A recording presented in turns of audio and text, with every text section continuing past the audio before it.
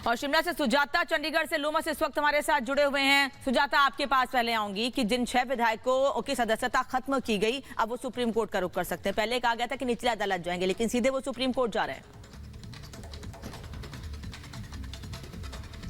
जी, दरअसल मैं आपको बता दूं कि जब मौलिक अधिकारों का हनन होता है तो आर्टिकल 32 के तहत आपको कॉन्स्टिट्यूशनल रेमेडी का अधिकार होता है, क्योंकि कॉन्स्टिट्यूशन का कस्टोडियन सुप्रीम कोर्ट है। और यहाँ पर जो विधायक है उनका यही कहना है कि उनके मौलिक अधिकार का नेचुरल जस्टिस उन्हें नहीं मिला है, क्योंकि उन्हें जवाब देने का समय नहीं मिला और उनके खिलाफ कार्रवाई कर दी गई। इसीलिए वो सीधे सुप्रीम कोर्ट जा रहे हैं। और क्योंकि कानूनी ये है और वो सुप्रीम कोर्ट जा सकते हैं सीधे, इसलिए वो सुप्रीम कोर्ट जा रहे हैं। उन्हें उम्मीद है कि जल्दी ही इस मामले की सुनवाई सुप्रीम कोर्ट करेगा और उन्हें वहां से न्याय मिलेगा। इस बीच विक्रमादित्य सिंह लगातार 3 दिन से दिल्ली में ही हैं और बीती रात उनके कांग्रेस महासचिव केसी वेणुगोपाल और प्रियंका गांधी से मिलने की खबर है। अभी तक हालांकि पुष्टि उनकी तरफ से या उनके स्टाफ की तरफ से नहीं की गई है, लेकिन जानकारी यह है कि पहले वो समय भी मांग रहे थे और आखिरकार बीती रात को अचानक वो मिलने पहुंचते हैं। दरअसल आपको ये बता दूं कि सरकार मुलाकात होती है। सुजाता, लौटेंगे आपके पास। लोमस भी हमारे साथ बने हुए हैं। लोमस, जिस तरीके से केसी वेणुगोपाल से मुलाकात करते हैं विक्रमादित्य सिंह,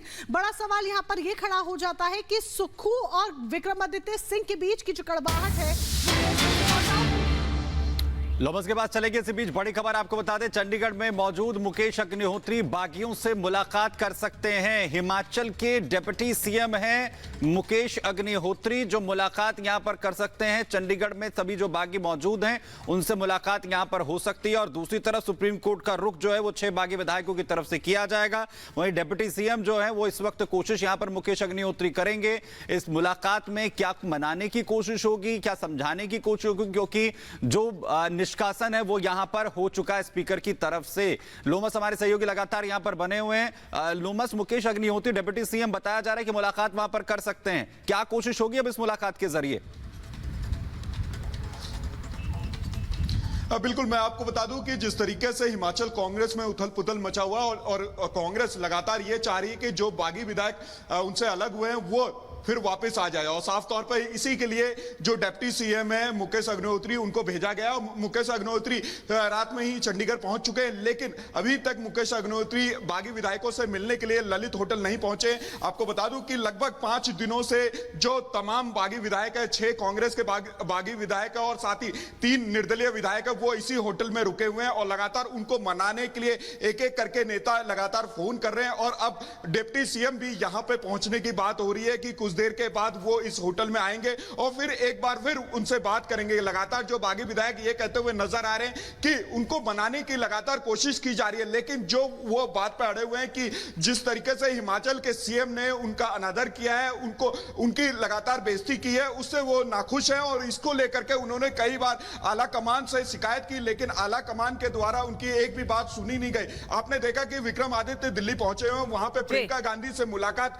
होने की बात निकल के सामने आ रही है और प्रियंका गांधी के सामने भी जो सीएम सुक्खू है उनकी शिकायत की गई है। कुल मिलाकर हिमाचल प्रदेश की राजनीति में उथल पुथल की स्थिति अभी भी बनी हुई है। सुजाता और लोमस, आगे आपसे अपडेट लेंगे। धन्यवाद आपका फिलहाल जानकारी के लिए। लेकिन इस वक्त बड़ी खबर एक और बेंगलोर से आपको बता दें। दरअसल रामेश्वर कैफे में ब्लास्ट मामले में एक नया सीसीटीवी फुटेज सामने आया है और इस सीसीटीवी फुटेज में आरोपी, जो संदिग्ध आरोपी बताया जा रहा है, वो बस से उतरता हुआ दिखाई दे रहा है। सीसीटीवी भी आपको दिखाएंगे। बेंगलुरु धमाके में नया सीसीटीवी सामने आया है और इस सीसीटीवी में धमाके का आरोपी दिखा है वही शख्स जिसकी तस्वीर पहले भी सामने आई थी। टोपी लगा रखा था उसने और अपने चेहरे को मास्क से कवर कर रखा था। अब एक बार फिर वो शख्स सीसीटीवी में नजर आया है बस से उतरते हुए।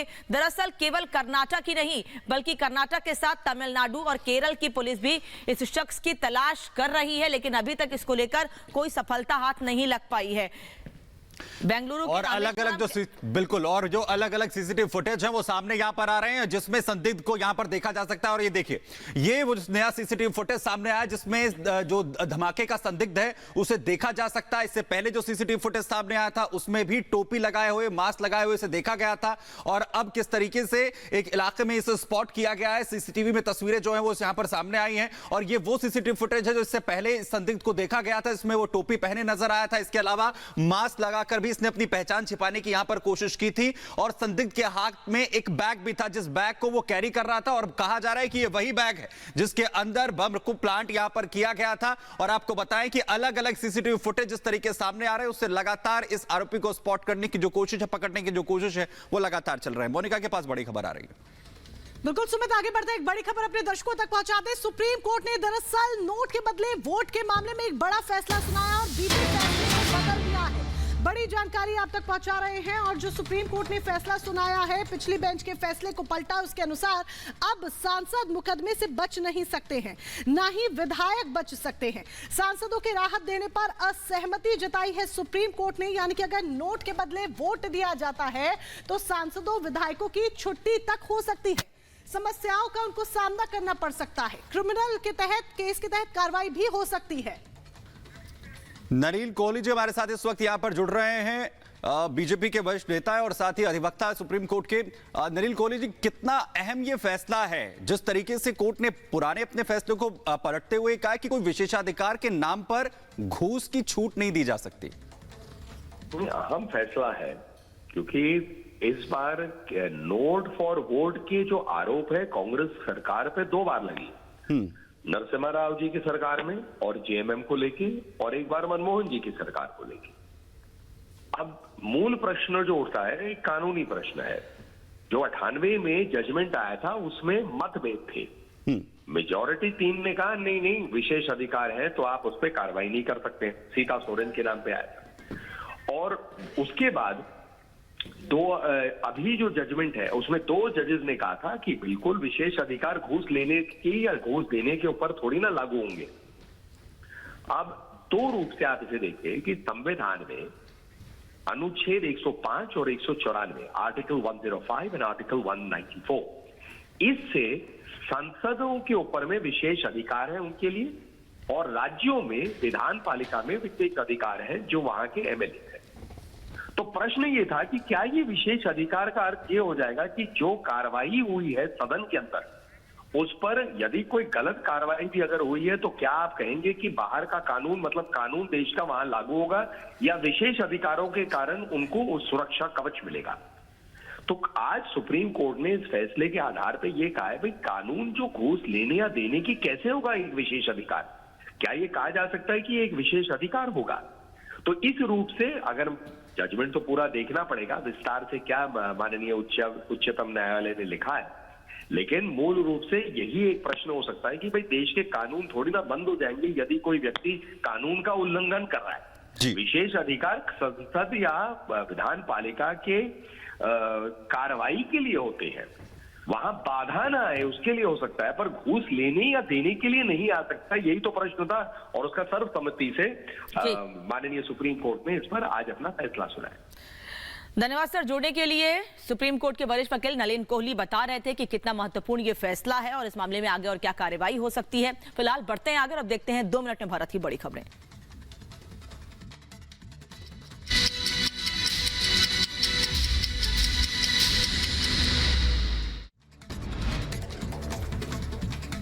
पटना में लालू यादव के खिलाफ बड़ी कार्रवाई, बड़ी शिकायत की गई है। पीएम के खिलाफ अभद्र भाषा के प्रयोग करने पर बीजेपी नेता कृष्णा कुमार ने शिकायत दर्ज कराई है। चक्रपाणी महाराज ने लालू यादव पर साधा निशाना, कहा पीएम पर कमेंट करने से पहले लालू तय करें कि वो क्या है।